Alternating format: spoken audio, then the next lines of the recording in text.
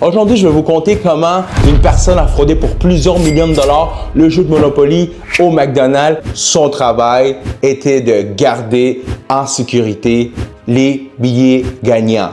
Et comment toutes les personnes qui gagnent des gros lots, c'était des criminels. Je vous explique comment tout ça est arrivé dans la vidéo qui suit. Uncle Jerry, man, c'est une personne qui a travaillé au McDonald's en 1989. En fait, en 1989, c'est là que Monopoly a commencé, okay, aux États-Unis.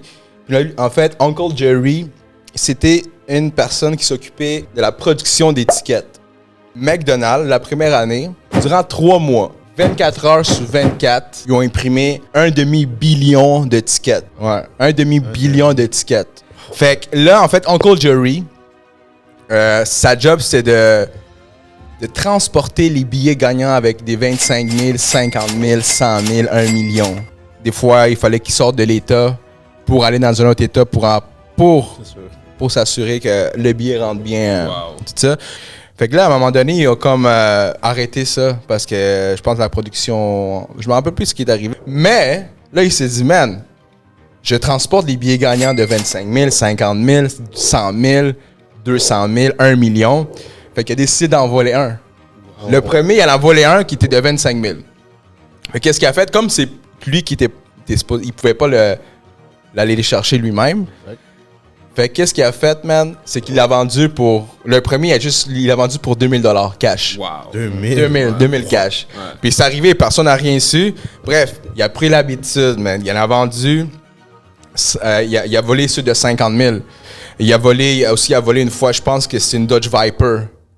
Des billets, mais c'est vraiment vrai, là, comme il y avait du monde qui gagnait, mais tous les gens qui gagnaient, c'est du monde c'est lui qui les vendait. Ouais, il les vendait des tickets gagnants. Exactement. Puis, à un moment donné, il voulait faire plus d'argent, tu sais, il voulait vendre des millions, ceux qui avaient des millions, des billets d'1 million.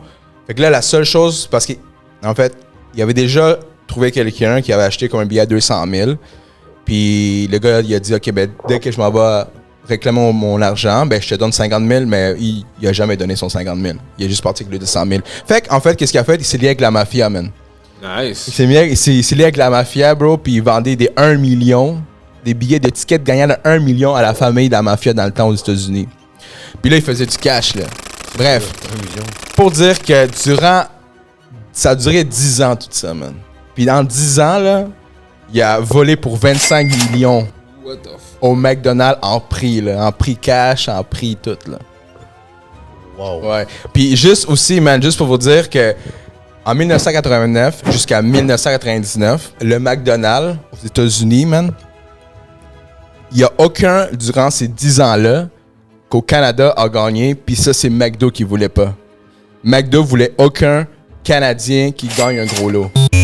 Fait que durant 10 ans, man, personne n'a gagné des gros lots ici, man, à cause que c'est McDo qui a décidé de ça. Finalement, juste pour conclure dans l'histoire, fait que là, McDo, il s'est rendu compte de ça, de la crosse. Ils ont mis la personne, les gens en prison. Fait que c'est ça, man. Fait que là, à un moment donné, ils ont donné 10 millions en prix, puis ils allaient genre comme...